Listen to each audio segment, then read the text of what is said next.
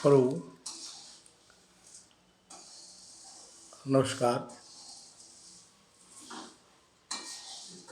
आप सभी का इस व्याख्यान में स्वागत है।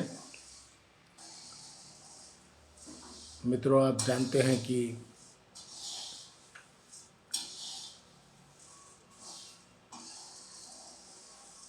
ये व्याख्यान श्रेणी आपके दूसरे सत्र यानी कि बीए सेमेस्टर 2 की व्याख्यानमाला का हम आज से शुभारंभ कर रहे हैं। गत सत्र में जैसे मुख्य विषय हिंदी और गौण विषय हिंदी के सभी छात्रों के लिए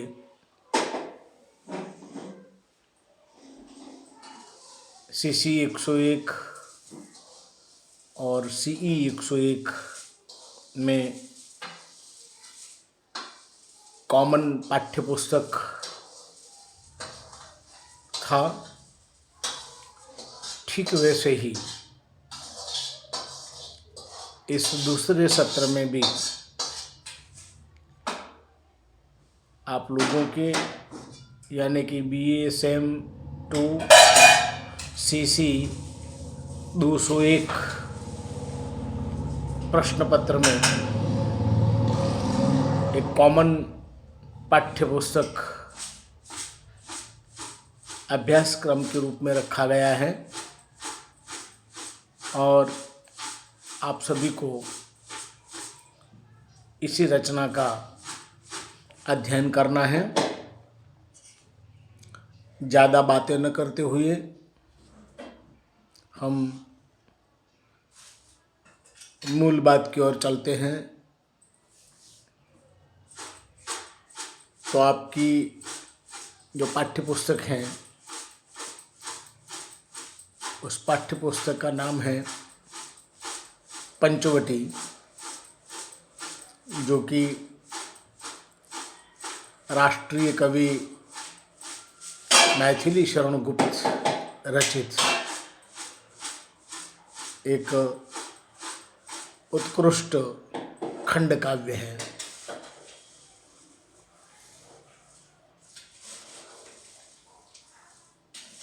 किसी भी साहित्यिक रचना का सम्यक अनुशीलन और अध्ययन करने से पूर्व यह आवश्यक ही नहीं, अनिवार्य भी हो जाता है कि उसके रचनाकार यानी कि उसके कर्ता या कृतिकार के जीवन अर्थात उसके व्यक्तित्व और कृतित्व पर पर्याप्त परिचय प्राप्त कर लिया जाए। और इस दृष्टि से हमें गुप्त जी के व्यक्तित्व और कृतित्व पर विचार करना होगा, क्योंकि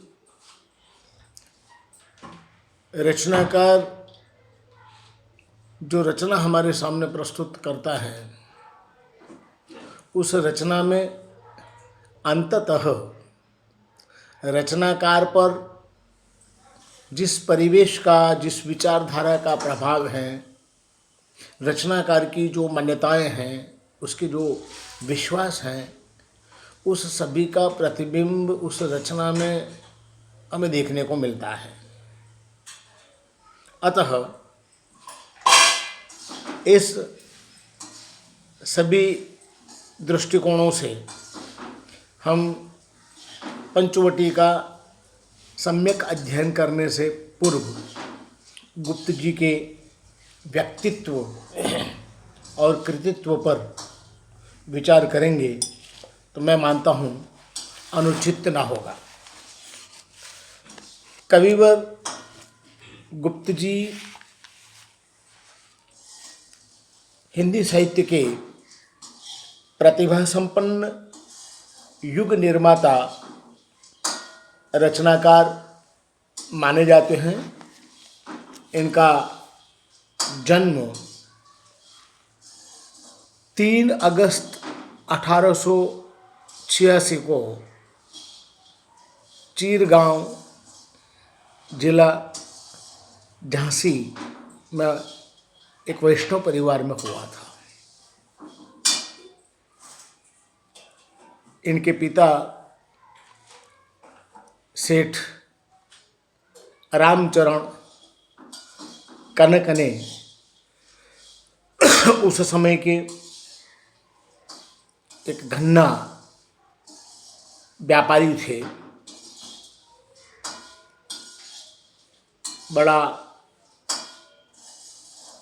वैभव संपन्न परिवार था। इनकी माता का नाम काशीबाई था।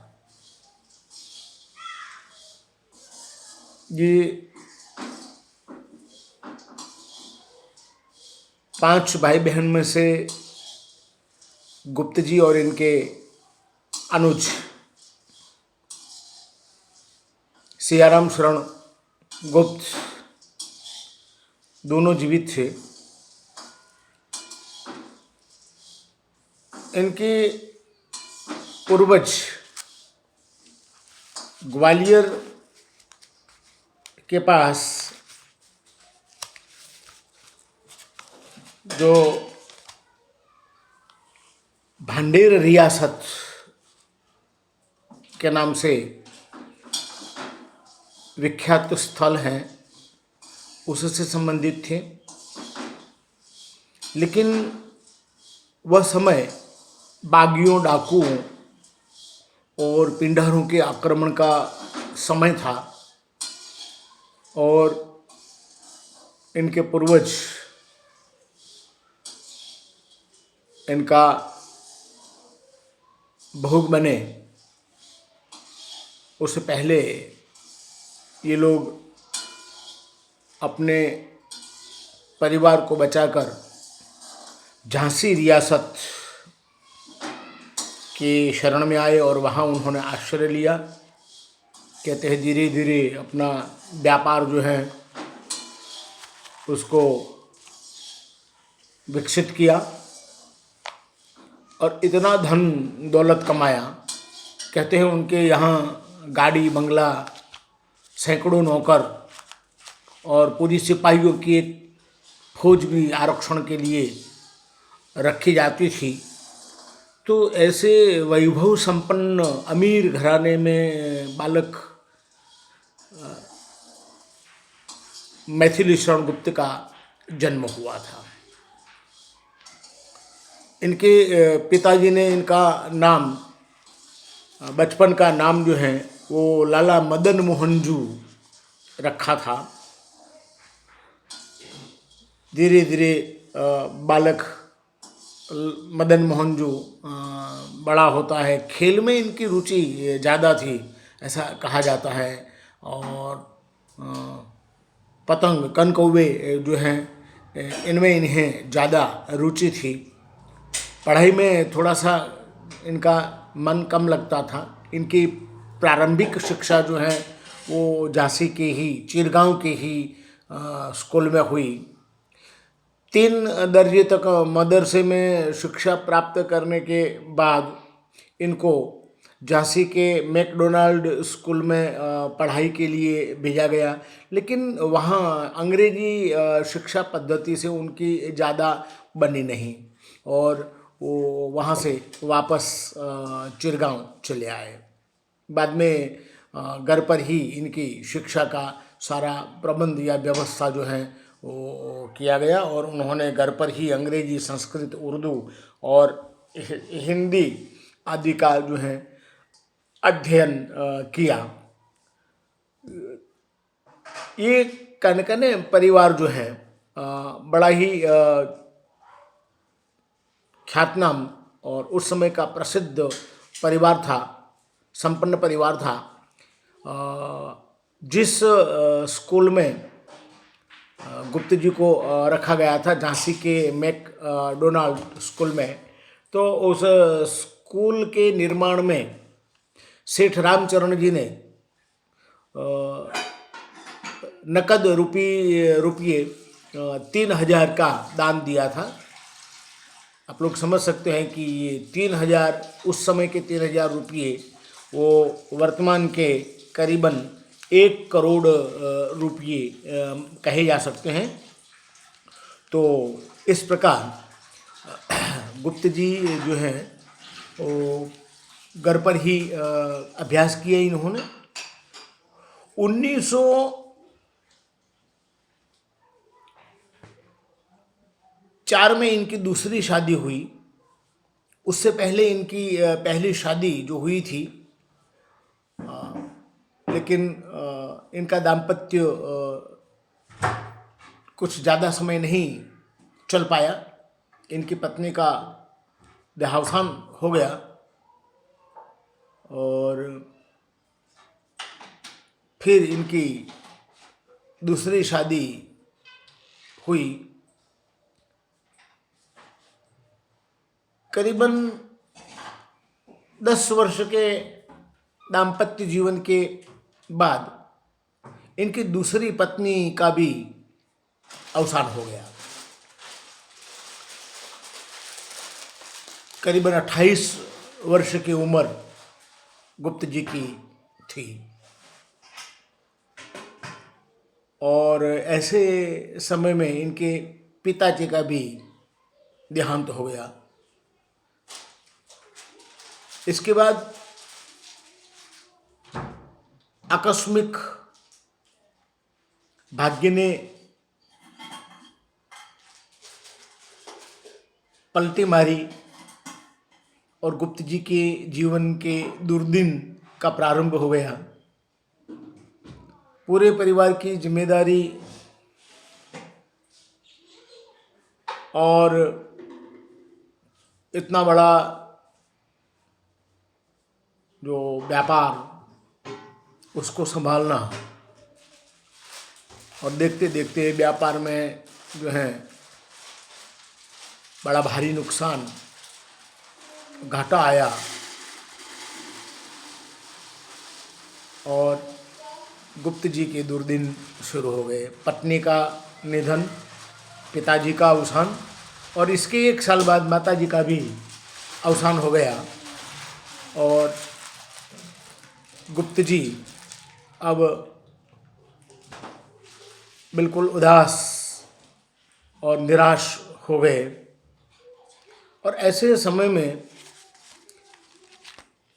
जीवन के अकेलेपन में गुप्त जी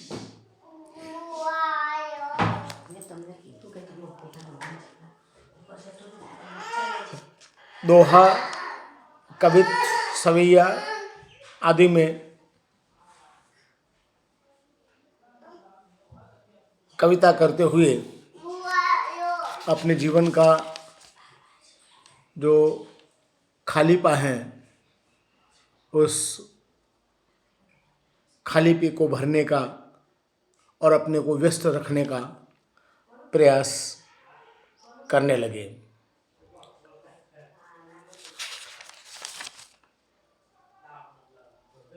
प्रारंभ में ये रसिकेंद्र नाम से लिखते थे। 1904 से 1905 के बीच उनकी रचनाएं कलकत्ता की वेशोपकारक पत्रिका में, बम्बई की वेंकटेश्वर पत्रिका में और कन्नौज की मोहिनी पत्रिकाओं में छपा करती थी। उन्हीं दिनों हिंदी के पुरोधा पंडित महावीर प्रसाद द्विवेदी जी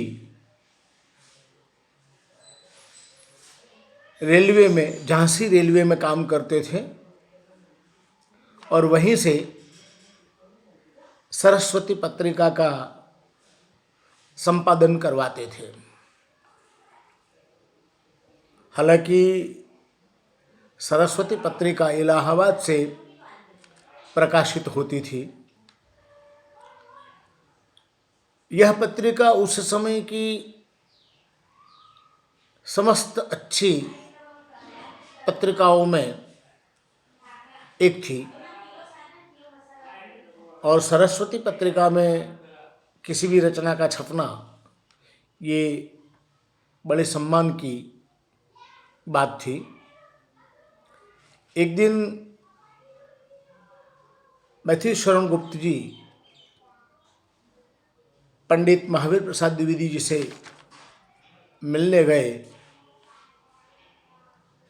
उनकी इच्छा थी कि उनकी रचना सरस्वती में छपे, लेकिन कौन जानता था कि यह मुलाकात एक यादगार प्रसंग बन जाएगी जिससे गुप्त जी का पूरा जीवन बदल जाएगा। पंडित जी और गुप्त जी के बीच काफ़ी संवाद हुआ। प्रारंभ में पंडित जी ने इनकी रचना को छपने से इनकार कर दिया, लेकिन अंत में पंडित जी का आशीर्वाद मिल ही गया और पंडित जी की सूचना और सलाह के अनुसार गुप्त जी ने अपनी प्रथम कविता हेमंत शीर्षक सरस्वती में छपने के लिए दी, जिसमें काफ़ी संशोधन, परिवर्धन और सुधार करके पंडित जी ने इस कविता को मैथिली शरण गुप्त के नाम से सरस्वती में छाप दिया। इसके पश्चात पंडित जी ने गुप्त जी को कविता लिखने की कुछ टिप्स और सलाह भी दी और तत्पश्चात गुरु के बताए मार्ग पर चलकर गुप्त जी ने लगातार कविताएं लिखना प्रारंभ किया, जो कि सरस्वती में छपने लगी। हकीकत में गुप्त जी ने जिस समय कविता लिखी उस समय व्रज भाषा में, उस समय व्रज भाषा का वर्चस्व था, जबकि सरस्वती में खड़ी बोली में लिखी कविताएं ही छापी जाती थी। द्विवेदी जी ने हिंदी की सेवा करते हुए देश भर में एक आंदोलन चलाया था। अतः गुप्त जी के आप साहित्य गुरु बन गए और देखते देखते गुप्त जी अपनी हिंदी सेवा के कारण दद्दा के रूप में हिंदी जगत में प्रसिद्ध हो गए। 12 वर्ष तक लगातार इनकी कविताएं भारत की संसद में सांसदों का मनोरंजन करती रही, इन्हें प्रसन्न करती रही। द्विवेदी जी द्वारा प्रकाशित सरस्वती पत्रिका में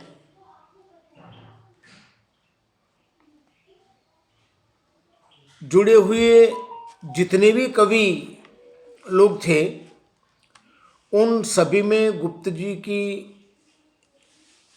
सर्वाधिक अग्रगण्य और सिरमौर माना जाता था। और 1905 से 1921 तक करीबन 16 साल तक गुप्त जी की रचनाएं सरस्वती में धूम मचाती रही। इस 16 साल के दौरान कहते हैं गुप्त जी ने 300 से भी ज़्यादा कविताएं सरस्वती में लिखी थी। 1921 में महावीर प्रसाद द्विवेदी जी ने सरस्वती के संपादक पद से इस्तीफा दे दिया, तो गुप्त जी अंग्रेज हुकूमत के खिलाफ खुलकर लिखने लगे। वैसे तो इनकी एक एक रचना काल गई थी, किंतु 1910 में उनकी रंग में भंग रचना ने लोगों को जोश से भर दिया। लोगों पर इनकी कविता का जादुई असर होने लगा। जयद्रथ वध में बंगाल के विभाजन का गुस्सा स्पष्ट दिखाई देता है। दद्दा से गुप्त जी की लोकप्रियता और भी बढ़ गई, किंतु 1914 में भारत भारती के प्रकाशित होते ही गुप्त जी को राष्ट्रीयता के शिखर पर बिठा दिया। हालांकि ये रचना 1912 में लिखी गई थी। इस कविता में हिंदुस्तान के हालात के प्रति लोगों को जागरूक किया गया है। जैसे कि गुप्त जी इस रचना में लिखते हैं, हम कौन थे, क्या हैं और क्या होंगे अभी, आओ बिचारे आज मिलकर ये समस्याएं सभी। हम कौन थे, क्या हैं और क्या होंगे अभी, आओ बिचारे साथ मिलकर ये समस्याएं सभी। यद्यपि हमें इतिहास अपना प्राप्त पूरा है नहीं, यद्यपि हमें इतिहास अपना प्राप्त पूरा है नहीं, हम कौन थे यह ज्ञान फिर भी ही अधूरा है नहीं। हम कौन थे यह ज्ञान फिर भी अधूरा है नहीं। भारत भारती आज भी सांस्कृतिक नवजागरण का ऐतिहासिक दस्तावेज माना जाता है। गुप्त जी ने इसमें अतीत, वर्तमान और भविष्य तीनों की बात कही है। स्वाधीनता आंदोलन के दौरान जुलूस, प्रभात फेरियाँ आदि में भारत भारती के गीतों का खुलकर गान किया जाने लगा था और आखिर अंग्रेजी सरकार द्वारा भारत भारती पर प्रतिबंध लगा दिया गया और सारी प्रतियां जब्त कर ली गई।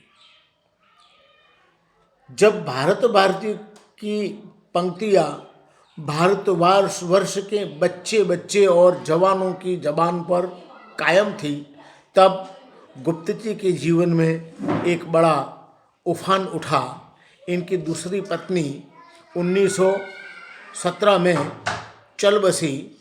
बाद में रिश्तेदारों ने, परिजनों ने समझा बुझाकर सरजू देवी से गुप्त जी की तीसरी शादी करा दी। कहते हैं सरजू देवी से गुप्त जी की 8 संतानें पैदा हुई, जो एक एक कर काल कवलित हो गई। अंततः पिछले जीवन में इनका एक बेटा जीवित रहा, जिसका नाम रखा गया उर्मिल शरण। भारत भारती में गुप्त जी ने युवाओं को देश प्रेम का संदेश दिया है। महात्मा गांधी के असहयोग आंदोलन में भी गुप्त जी ने सक्रिय हिस्सा लिया था और आपकी लगभग समस्त रचनाएं देश प्रेम एवं समाज सुधार जैसे मुद्दों पर केंद्रित हैं और इसी पर लिखने के कारण ही आपको राष्ट्र कवि कहा जाता है। गुप्त जी को राष्ट्रीय कवि का उपनाम महात्मा गांधी ने दिया है। इन्हें इलाहाबाद और आगरा विश्वविद्यालय ने डी.लिट की उपाधि से सम्मानित किया और भारत सरकार ने गुप्त जी को सन 1954 में पद्म भूषण की उपाधि से अलंकृत किया था। इसके अतिरिक्त गुप्त जी राजपुरुष के रूप में भारत सरकार से भी जुड़े हुए थे। 2 बार राष्ट्रपति बाबू राजेंद्र प्रसाद के द्वारा इन्हें राज्यसभा के सदस्य के पद पर मनोनीत किया गया। अविरत काव्य साधना करते हुए 12 दिसंबर 1964 ईस्वी को गुप्त जी का स्थूल देह पंचमहाभूत में विलीन हो गया। कहते हैं गुप्त जी को अपनी मिट्टी से, अपने गांव से, अपने देश से बहुत लगाव था। तत्कालीन अनेक विदेशी सरकारों के आमंत्रण के बावजूद भी इन्होंने कोई विदेश यात्रा नहीं की, क्योंकि वे अपना इंतकाल अपनी मिट्टी में चाहते थे। ये चाहते थे कि जहाँ उनके पुरखे